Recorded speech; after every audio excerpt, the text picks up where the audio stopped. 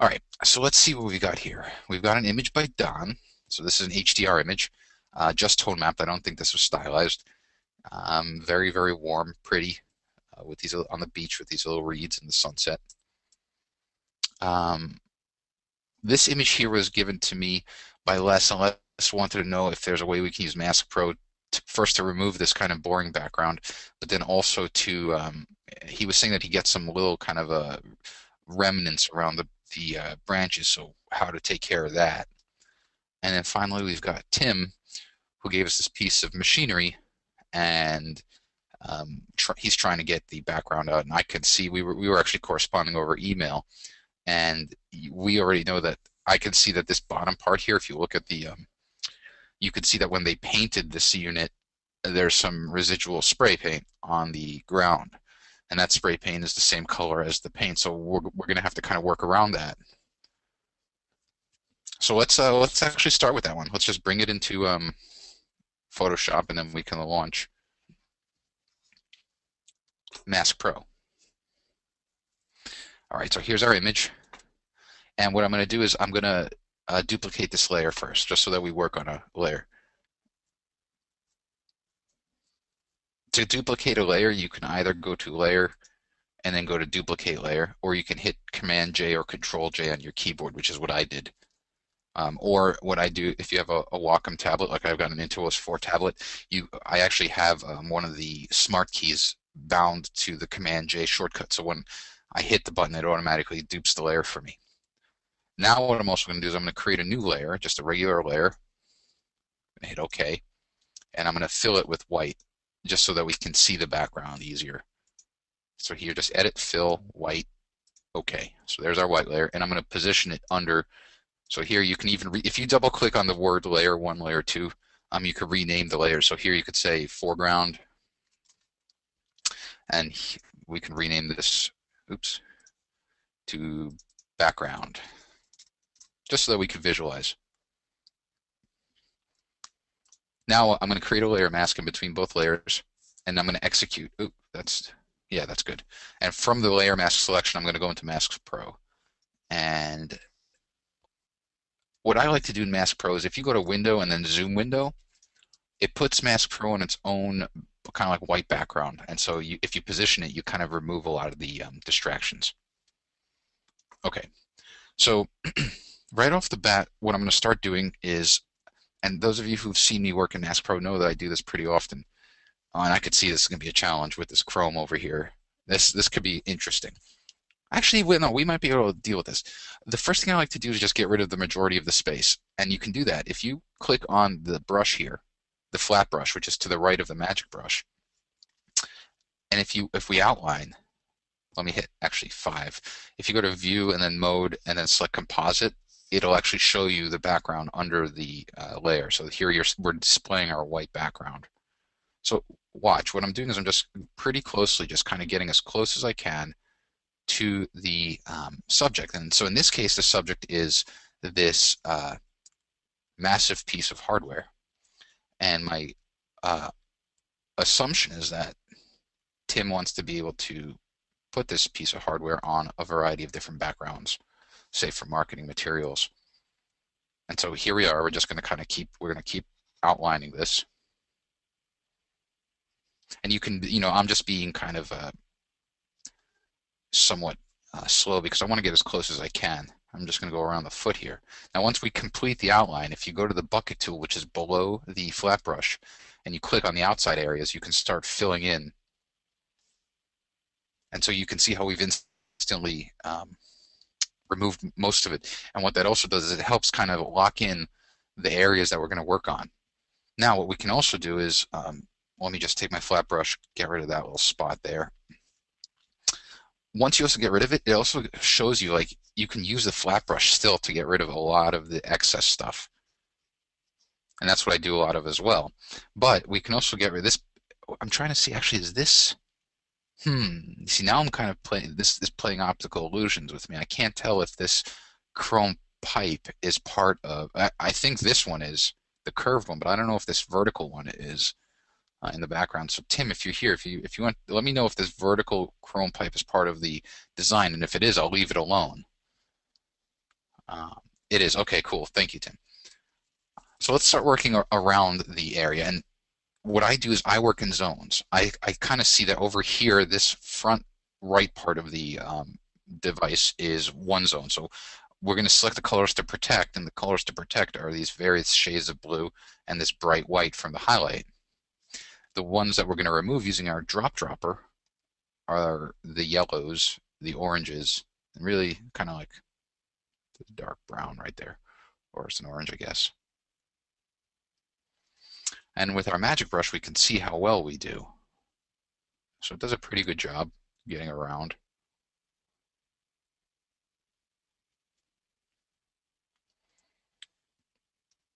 Kind of get close over there, and then see how well it does here. Okay, so let's modify our remove because that's a slightly different shade. Okay, that's a little bit better. So we're doing, it's getting pretty good. Okay, so the girders are supposed to be removed too. So this too. Okay, so if that's the case, then we can just um, use a flat brush and kind of close this up a little bit. That makes it a little bit easier that we're not dealing with those edges.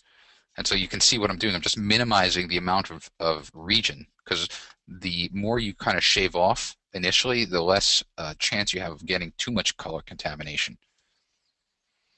Okay, so we can clean this up now. Like we can kind of get in here and kind of clean that up. What my concerns are always kind of towards complex edges, but when it's a vertical line, and another thing that we can do is this. We can actually use the pen tool. And with the pen tool, if we kind of draw a really straight line down the blue, this edge here, and I have an extra large Dunkin' Donuts coffee, and my hand is really shaking. But then we just draw out and kind of close down there. And we use the gavel, it instantly cuts that out. So that's one way to do it. And we can actually trace some of this. Um, like I'm going to trace down here now and just kind of go straight down. Now it's very, very fortuitous because we have these straight lines, and I think I saw Michelle bring that point up. And I'll just kind of go here along this edge and just close this off. Let me kind of come down here. And I'm just tracing this outline right now. And I lost my, where did I start off? I lost my place. That's fantastic. I lost where I started. Let me go here. All right, let me deselect this. That's never good when you forget your selection.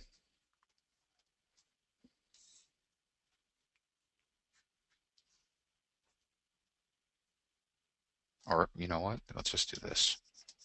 Close this out. Actually, let me do this. Undo these strokes. There we go. Okay. So here we're left with that original stroke. Let's gavel that out. Now, I didn't make a good point of showing you what I did. Once you make your selection, obviously you have to close that loop. But when you put the cursor inside of the loop, you see that little gavel? It kind of stamps out the, and you have a little minus key. It stamps out whatever's inside the loop. So let's do a better job of drawing this time. Let's start in this corner here, so I remember, and just go straight down. Went across here. We'll go up and over here. Oops. Okay, now when you close it, you see that little circle that appears. Let go, and then there we go. So now we've gotten rid of that. So far, none of this is very impressive because, this is not terrible. We can do this again. We could just keep doing this, repeat this wherever there's a straight line. The pen tool in Mask Pro is pretty amazing. It's actually a lot more intuitive than Photoshop's. It does a really nice job. But let's start working on the inside here. So the inside, we've got these areas here. What I want to do is create new sets of colors. I said how I work in zones. What I mean by that is I can create a new set of keep and drop colors and turn off the original sets. So to create a new set of colors, click on the left icon on the respective palettes. And then if you click on the left column of that set, when it's gray, it's on, and when it's white, it's off. Now, when it's white, again, it means it's off, and Mask Pro will not even look at these colors. So it actually speeds the process up. And now I could say, all right, for this particular zone here, I want to protect these blues. I want to protect these kind of the chrome colors.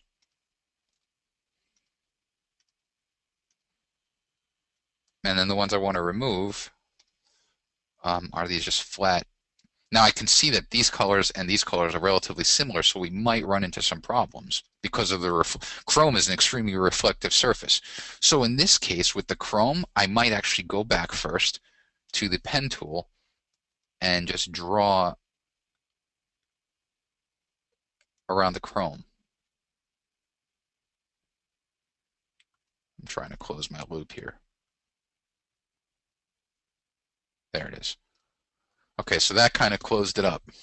Now, if you painted a little bit of that chrome out, we can go to our pen tool, change from remove to restore. These are your remove and restore icons. We'll change to restore, make a very, very, very tiny brush, and just kind of paint that straight line back in. So there's our straight line in the chrome. And then we can, here we kind of can do this with, let's go back to our pen tool. So we just remove the areas around the chrome. If we just brush up here.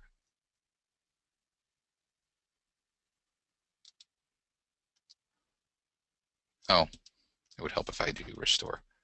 So when I drew around it and I stamped in, because I was in the restore mode, it actually would have painted that back in. So you want to make sure whenever you select a tool, the first thing that I like to do is verify what mode I'm in.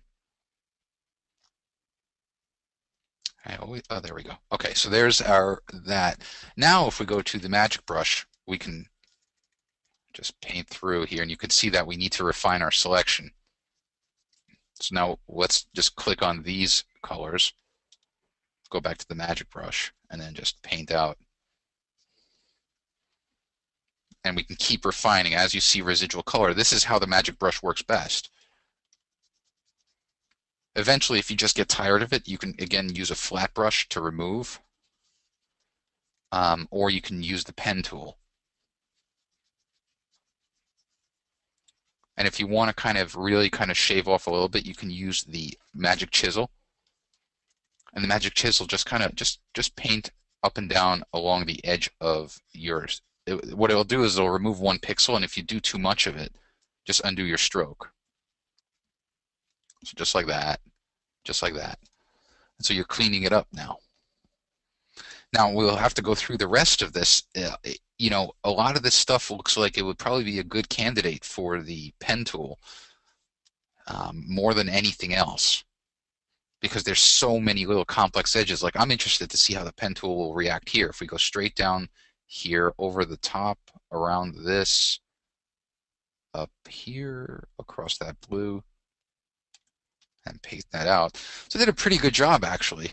We might have to refine our little selection around the circular end here, but it did a pretty good job, and we can continue doing that. Up here, let's do this one. And I see questions coming in. I'm just going to do this part and then address some questions.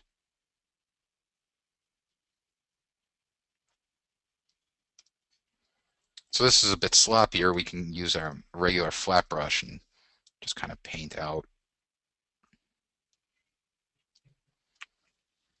And you can either use the flat brush or you can use the magic chisel to get rid of those little edges that stick out. And there we actually painted out a bit. And so, Tim, I hope that's giving you ideas. Because of how complex this is, it's not the most time-saving thing, but it does get you pretty close to where you need to be, just by kind of going down here. I'm actually kind of having fun here. And actually, let me show you something that's really cool. So we can, you know, draw out here and like, oh man, we really messed up. The pen tool in Mask Pro is pretty fantastic for its forgiveness. you can just draw right back and fix yourself when you have a better orientation. So let's say, oh, I didn't mean to go on this blue one. I wanted to go on the blue bar to the left. Just go back down, over, and up. So that's something that you really should know about if you need to, you're trying to find a magnet point.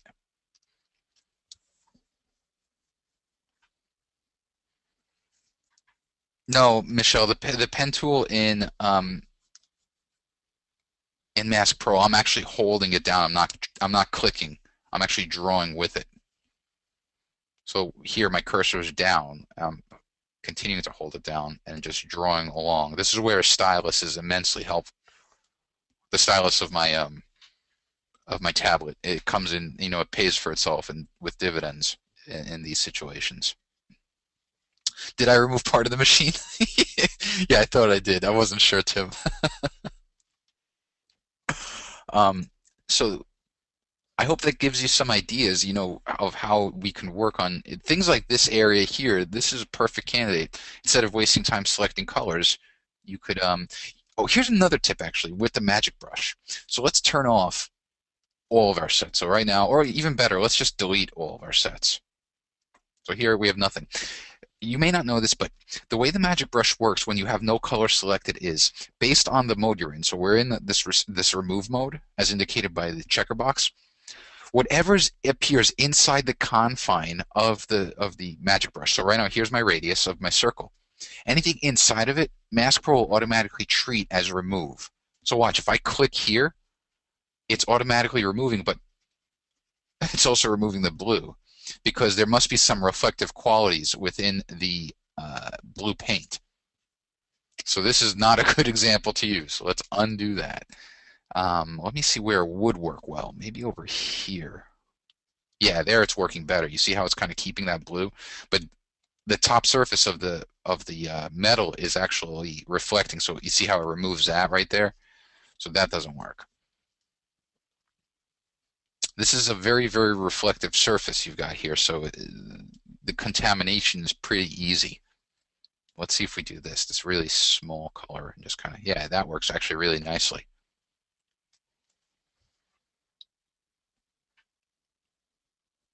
Okay, so let's move on. Let me see if there are any other questions.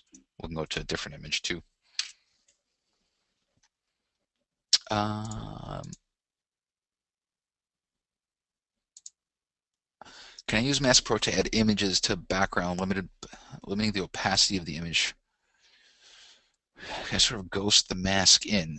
Absolutely. I mean, you can ghost the mask by adjust. So I wish I didn't not save that, but let's just go here, and I'll just do a quick mask of something. Let's just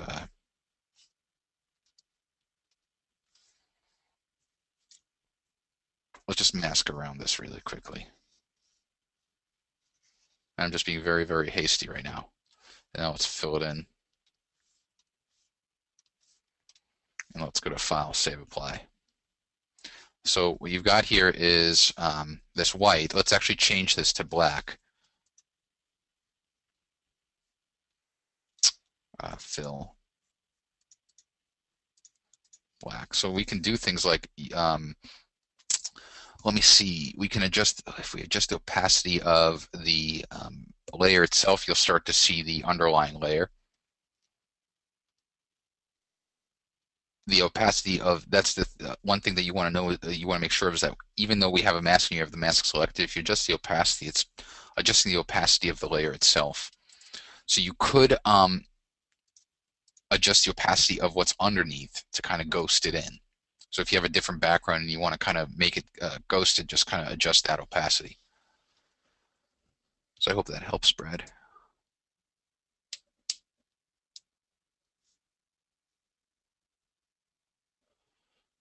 Go layers.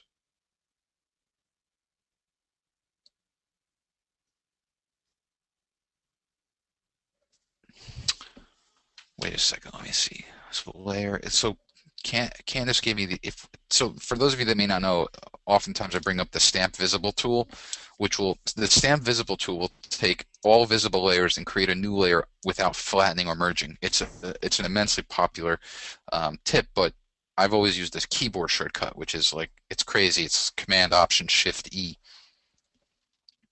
But so what Candace is saying is if you go to layer and then go to hold on the Option key and then go to layer merge visible. Okay, merge visible. And you hold the Option key. Oh yeah, there you go. All right, so you see what it did was it created this layer here, which is a merge of all the visible layers, but you can see how we can turn this off and continue working. To do that via the menus, and Candace, that's awesome that you found that, and I'll leave it to Adobe to make it as cryptic as possible. If you go to layer and you go to merge visible here, the key is to hit the Option key on a Mac or the Alt key on a PC when clicking on merge visible to create a stamped image. And you can see under the history, it's called stamp visible. That's the name of the command. Yeah, rock on, Candace. Way to go. That's something I never knew about. I always just hit, you can do the same thing if we delete these two layers. Oops. And then you do Command Option Shift E, or on a PC it's Control Alt Shift E. It does the same thing, but I find the menu much easier now. Okay, let's go to another image here. Let's go to Don's image. Don sent us an image last week that we used, and he sent a new one today. So here, this is, again, an HDR image. Yeah, I can see it's a little lower res, and that's fine, but what we're going to do is let's go into Photo Tools and stylize it. Yeah, Michelle, I'll explain the stamp visible in a minute. I'll go over that again. And actually, I know a good way to kind of, I know a perfect way so that you'll totally understand it. I just thought of it. All right, so here you can see this is a nice image, and Don did a really nice job of minimizing movement in certain areas. Like, I like that these reeds here look relatively still, but I love these reeds right here that are conveying some motion.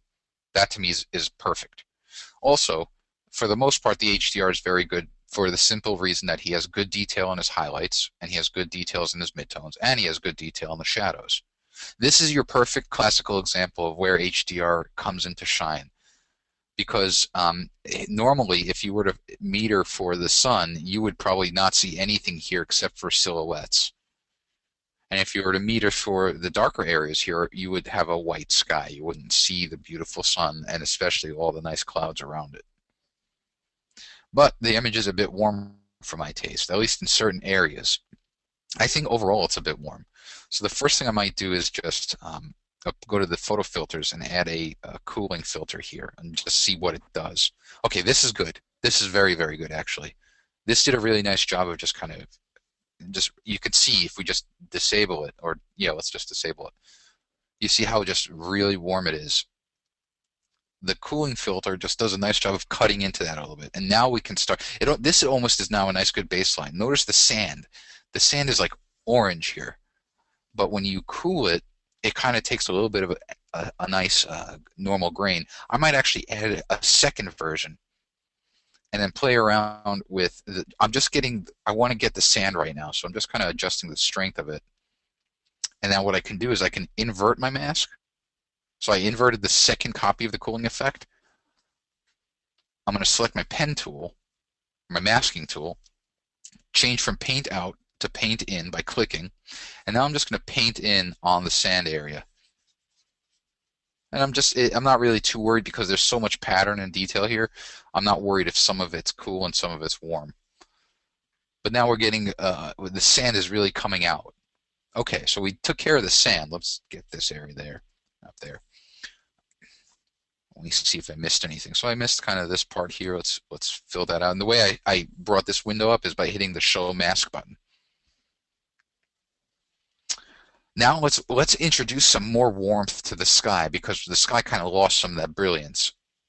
What I'm going to do is I'm going to go to my favorite effect, or one of my favorites, called Golden Hour Enhancer under the Stylized Effects category. Let's add that to the stack. And now I love what the sky's looking like. I'm going to adjust the strength to taste because I don't need that much warmth. And I'm going to do the exact same thing. I'm going to invert my mask, which hides the effect. And now it allows me with my masking brush and with paint in to bring the effect only where I want it. So in this case, in the sky. Let me show my mask to see that. You see I have these pieces that I missed. So I just want to paint that in. Okay. So here, let's see what we've done so far. If we hit none right here, it'll hide the column. And if we hit window, actually it's not a shortcut key here, but if you hit Command 0 or Control 0, it fits the image to screen. So here's our original image. And then here's what we've done so far. Much more natural looking shot. Now we can do some more things. We can kind of cool the water off a little bit. So let's go to our categories and let's add cyberpunk. Now when I add it, it's going to add it universally to the entire image. But I'm just looking at the water right here to see if I can really make it cool. So I like the way that looks. I'm going to invert the mask and I'm going to make a very small brush size. Just paint on the water. And you have to be very careful here because you don't want the you don't want to paint on the sand like I just did, and even more importantly, you don't want to paint above that horizon line because you see how, oops, you paint it into the sky. So how do you fix that? Well, if you change your masking option from paint in to paint out, you can just restore the underlying effect. Now we'll change back to paint in and just finish this up. And so again, I'm not spending too much time with the accuracy of my drawing, but I want you to see the little things that we can do. Let me paint out that little sky that I got right here. And I probably would clean this up a bit, make sure it's straight, and show my mask to make sure that, yep, I need to fill these in.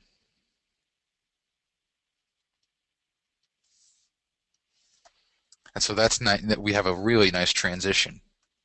Is a nice play of cool and warm in the background.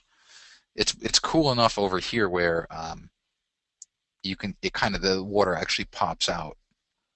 And then you could take it or leave it here, but we can add a tiny bit of texture to the overall image. Let's go to the image optimize and we'll go to local contrast.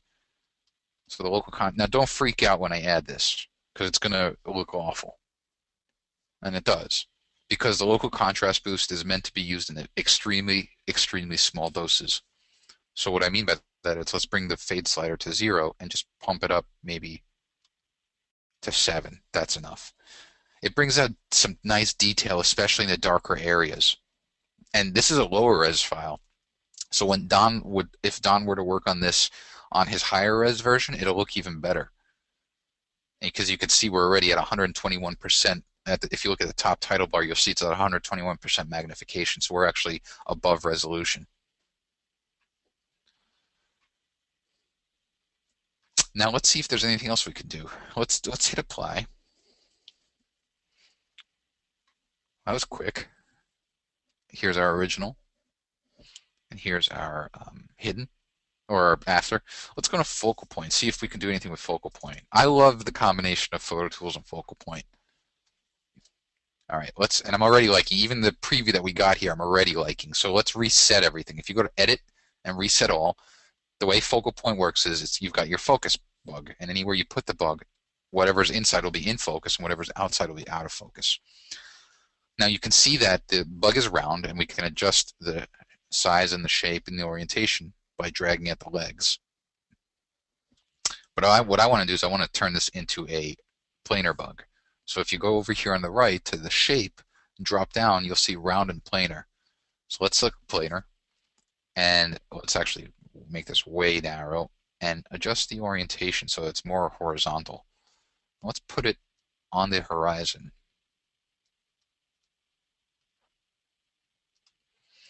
And then let's drop the amount so that it's not that blurred.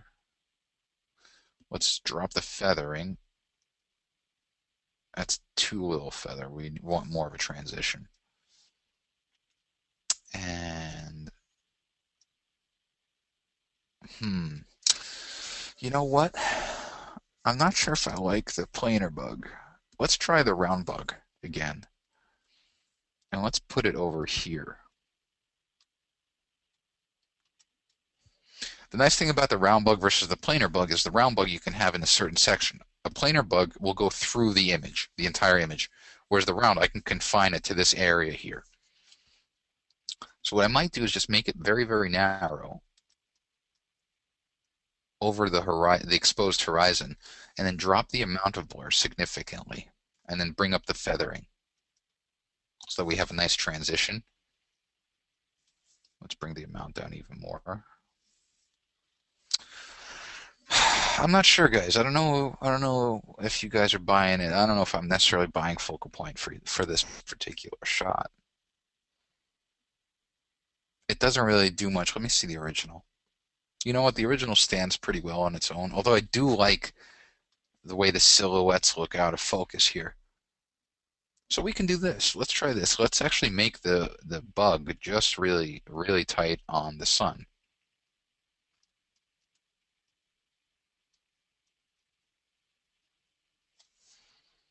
Let's see.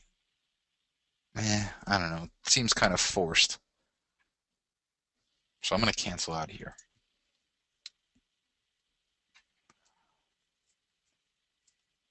All right. So to show you the Michelle, to go back to the example of where stamp visible is nice. Let's do this. let's let's duplicate this layer. So I'm going to go to filter, or I'm sorry, layer, duplicate layer, and we'll just hit OK. Now what I'm going to do here for this image, and I'm just going to go to the image adjustments, and then we'll go to where's my hue saturation, and we're just going to desaturate the entire image. We'll make it somewhat of a black and white image. Now what I can do is now that I have a excuse me, a black and white and a color image on top of each other, you can see that they're one's on top of the other. One of the things you can do is exactly. So I'm going to actually do I'm going to do a layer blending, Paul. That's exactly where I'm going with this. If you see here this drop down, there are these blending modes. Now the thing I can't stand about Photoshop is that you get no live preview as you hover over these. This is a wonderful time for me to kind of boast our onOne products. We have blending modes in photo frame, and we have blending modes in the upcoming perfect layers. And as you hover over the blending modes, you see the image change to the blending mode. So here's what you could do. If you have a layer selected here and you want to cycle through the blending modes, and what the blending modes are doing is they're basically blending the layers together using a certain style. I'm right off the bat here. I'm just going to get rid of this background. We don't need it. So what I need to do here is there are multiple ways you can turn a background into a layer. You see this little lock here?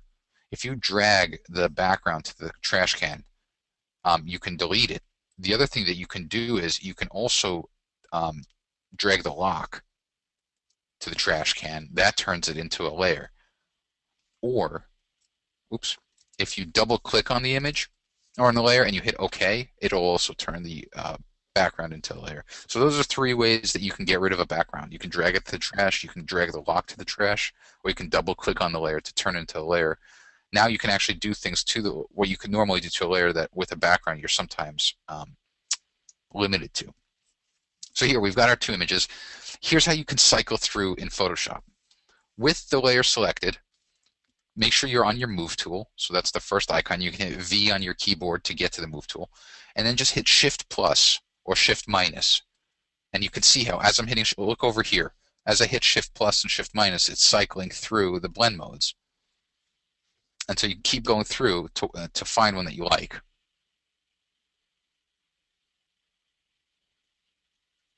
And so I'm just kind of shifting through these, finding one that I like.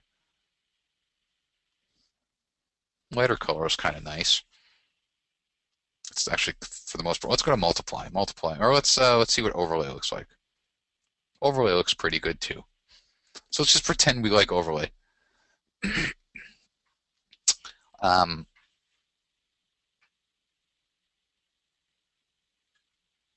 You have one of two options. You have several options. You can either save this as a layered file, Or let's say you want to start kind of working on this on a new layer, or you want to kind of create a new layer from this. There are two ways you can do it. The first way is you can go to Layer and then Merge Visible or Merge Down.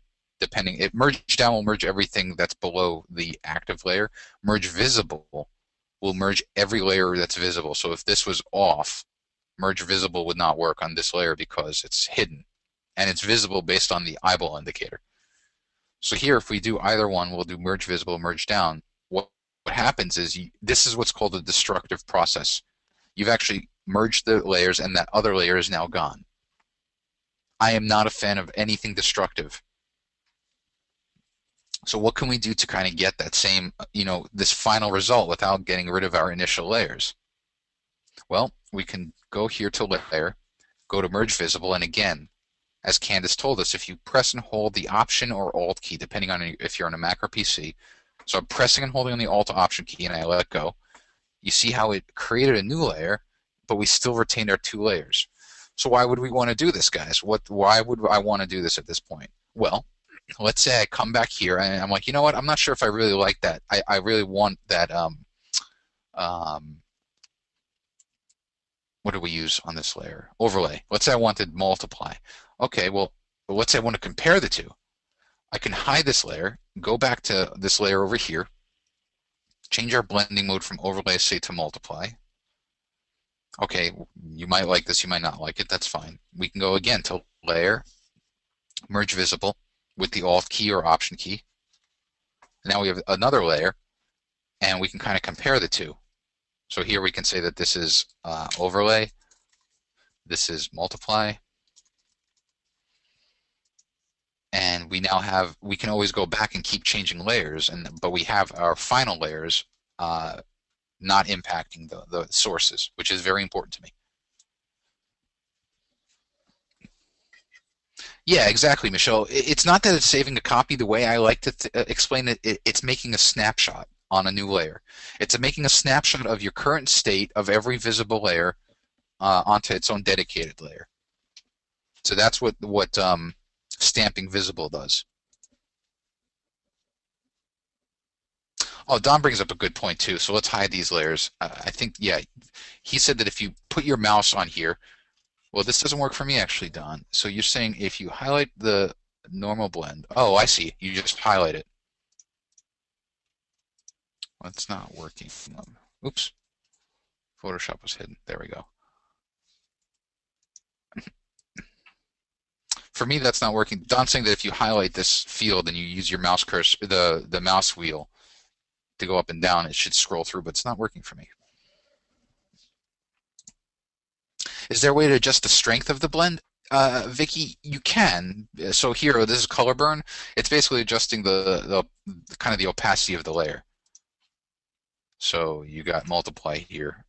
So if this is too much, dropping the opacity kind of removes that blend as well.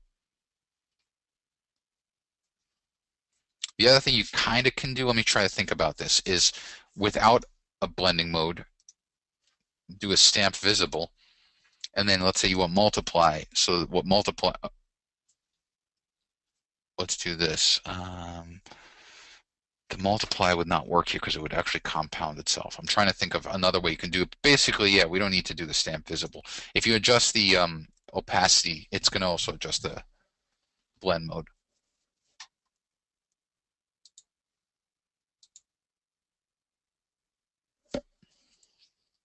Yeah, Candace, actually Don made that same point, that it might just be cycling through with your mouse might be a Mac thing. So I don't know if that works on a PC. Oh no, I'm sorry, not that Mac thing. It might be a PC thing.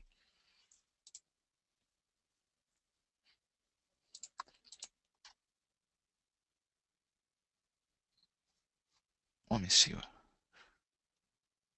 Les, are you using a PC or Mac?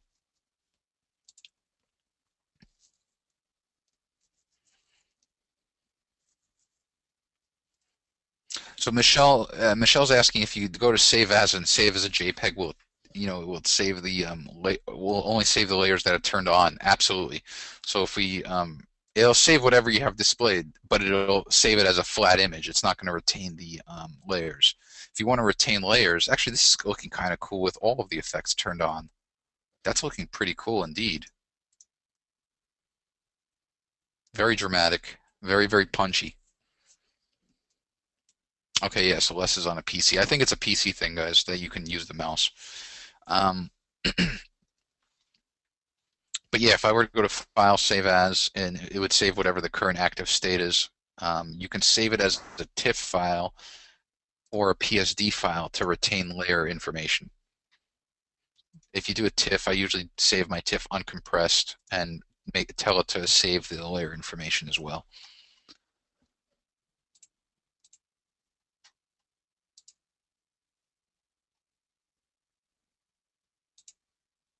Why would you want to get rid of a background layer versus duplicating it?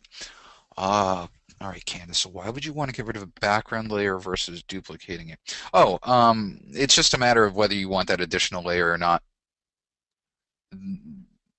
When I first started using Photoshop, when I when I first kind of try to get better at it, so what I was always taught is the first thing you do in Photoshop is Command J,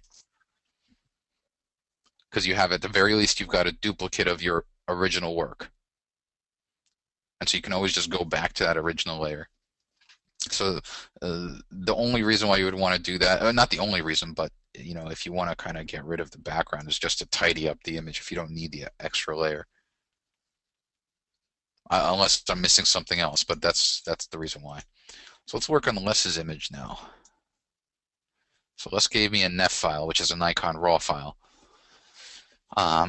So let's open this image up in Photoshop. We're not going to do any adjustments.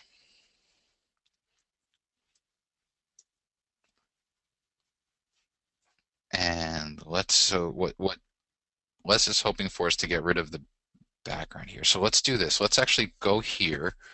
The first thing we'll do is let's adjust the size, because this is at 25%, so this is a big image. Let's go to image size. We'll drop it down by 70%. Still big. All right, let's just cut it in half a few times.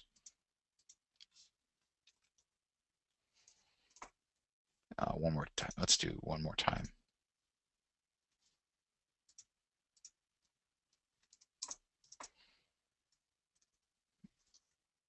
That's too small. Okay, let's just leave it at this. I'm going to go into a Lightroom catalog. I think this is my iPhone. Yeah, let's go to I did earlier this week a webinar on how to use the Perfect Photo Suite with mobile phone photography. Like, these are all images that I took with my iPhone, and we actually went through and stylized them. It was actually a lot of fun. I'm going to send this image to the desktop. So edit or export original to desktop. Okay. So let's take this sky, let's bring it into Photoshop. Cool. Now let's take this. Actually, the first thing I'm going to do here is I'm going to run noise reduction, because this image is noisy. You can see the noise. Or if you can't, let me zoom in so you can see the noise. Look at all that tasty noise. That's just the way it is. It's an iPhone 4 is a 5 megapixel camera, and I do this a lot. I take pictures of skies. Whenever there's a cool sky, I immediately take a picture of it, because it's good stock for this particular purpose, Les. So let's go here. I'm just going to run a noise reduction filter. I used the denoise by Topaz. I'm just going to go to, let's see what moderate does. That's good. Hit OK.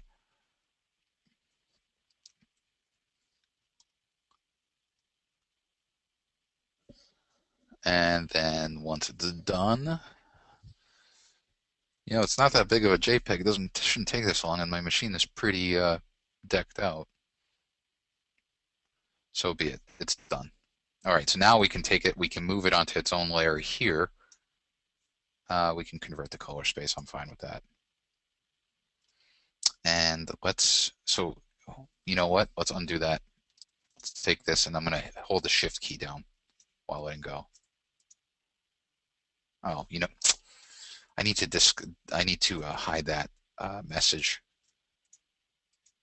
Okay, now let's try that. That's a really big sky then. Let's do a free transform. Yeah, look at that sky layer is huge. All right, that'll be better. All right, so now we're just going to kind of adjust I'm doing a free transform to position the sky where I want it. Let me drop the opacity of it so I can see where it is in the image. Now I can zoom in a bit so you should be able to see. All right, there we go. So you see what I'm doing? I'm positioning the image, the sky layer. So that looks pretty good right there. I'm going to hit the check mark to commit the free transform, and I'm going to bring my opacity back up. Now what I'm going to do here is, you might wonder, like, why do I want to? You remember how I was saying duplicate the layer? Why would I want to turn a layer into a background, or background layer into a regular layer? When you have a background layer with this lock, you can't actually do things like, I want to put the sky under the background, and you can't do that. The background is a locked layer. You can't move it. So in this case here, I might just drag the lock here. And I'm doing my cardinal sin of not duplicating my background. But now what I can do is I can create my layer mask, and I go into Mask Pro. Now if we go to Window, Zoom Window, let me zoom in a little bit. Okay, so actually, wait, okay, I'm missing part of the sky, so let's just keep it here. I'm going to take my flat brush, and then just with the remove mode, just start revealing some of that sky from the iPhone shot. And I'm going to just get rid of that spot there. Okay, now let's fill that in. All right, now we have to start using the magic brush. So what I'm going to do is I'm going to select these colors to protect.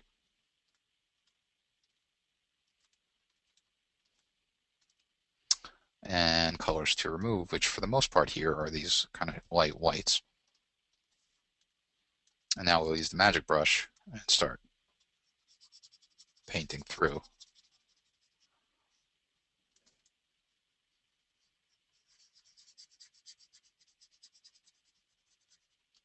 Let me see my mask. Mask is pretty good. Nice complex shapes here. And let's just continue going through. Now let's add some more protect colors. Let's zoom in here.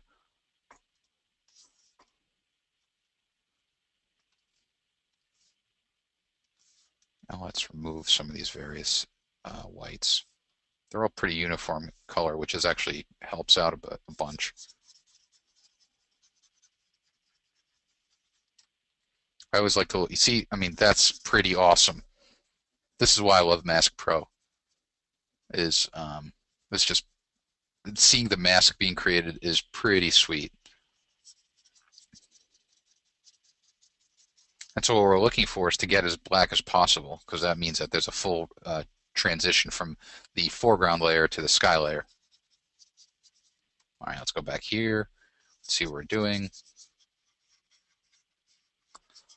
And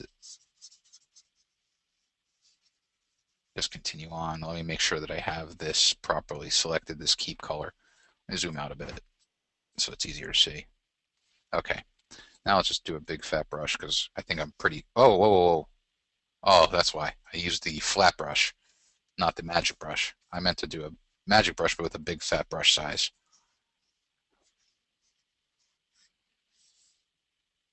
All right, so when I'm looking at this image now, there are a few things that come out. First, I don't think this sky is a bit too dark for me because it's kind of the trees are being lost in the background. But also, if you want to kind of get rid of some of the sharp edges that you see here, what you could do is use something like a blur tool with a very, very small, tiny brush size and just kind of brush along it, along the edges here. What that'll do is it'll blur the edges. Now, I'm not really happy with that. What you could do is we could try to use the chisel tool, but I'm worried that it's going to paint because you can see that this is already low resolution, and you can tell that because we're zoomed in and it looks very pixelated. You remember when we first started, I kind of dropped the image size down, partly to speed up this process of masking. But here, if we kind of use very, very carefully the chisel, it'll kind of remove that haze. And so if we zoom out, you should see that it looks a little bit more natural. You kind of remove some of that white over here. The branches themselves, because they're so thin, you might actually lose branches altogether. Yeah, you see how the branch is completely gone. So let's undo that. So I would be, it would, I would be careful. What I'm going to do here is I'm just going to clean this up right here, make sure I get all these spots. But like the tree trunk rather, right here, that might be okay for the chisel because that's pretty thick. So we can make a really small and just shave off a little bit of that edge, and that'll help make the transition. So here, let's go to File, Save Apply. Let's add the mask. And my mask didn't apply, and that's interesting. Hmm, that's a bummer. All that work we just did is lost. But I can show you at the very least what I wanted to do here. So let's pretend that this sky went through here. It's really irrelevant. The mask is irrelevant. What you can do here in this situation with the sky layer is, let's say it's too dark for you. You can do various things. You can go to the adjustments palette, and if you don't know how to get to the adjustments palette, go to Window and then select Adjustments. And you could do something like, you can either do a levels adjustment, which will help you bring out the highlights and then also overall brighten the image by toggling at these three triangles. So if you want it darker, you can drop it down, and you can also make it more rich in the shadows. But in this case here, let's say I wanted it brighter, it would have matched better. So that would look better. But unfortunately, we don't have the mask that we created. We can try it again. I don't know if it'll work now. I wonder if my laptop needs to be rebooted. Let's just do it really quickly. I'll show you another trick, and we can try this right now. I'll show you a quick trick. Oh, we have our color selected, so that's actually really nice. We should be able to just bash through this right now. Let's hit 5.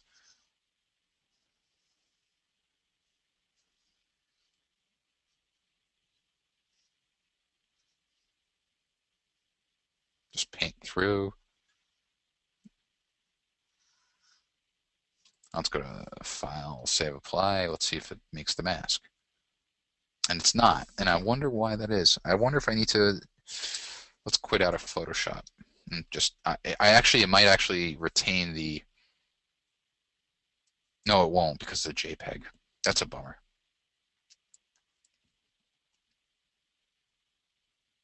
Oh, that's not the image I wanted to work on. It was actually Les's image. Open image. Let's bring the sky layer. I'm not going to bother with the noise reduction right now.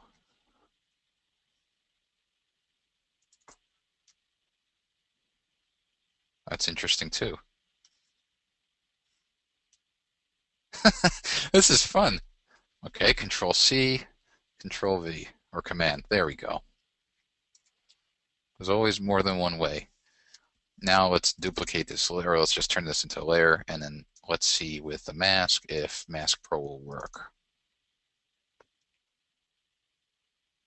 Okay, that's the nice thing about when you work in these raw files or the images.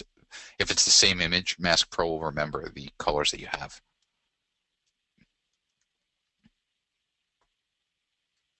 Okay. Let's do this. Ooh, that noise is really coming through.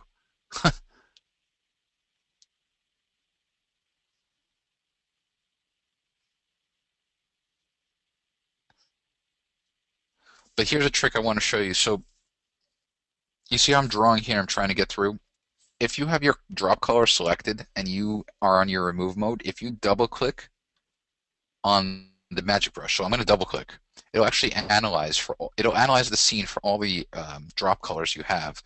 Now here's the problem. It's going to remove the sky, but it's not going to remove, but it's also going to remove anything that's resembled in the water. It's also not going to remove this background here because that background is a slighter, different shade. But let's see what it does.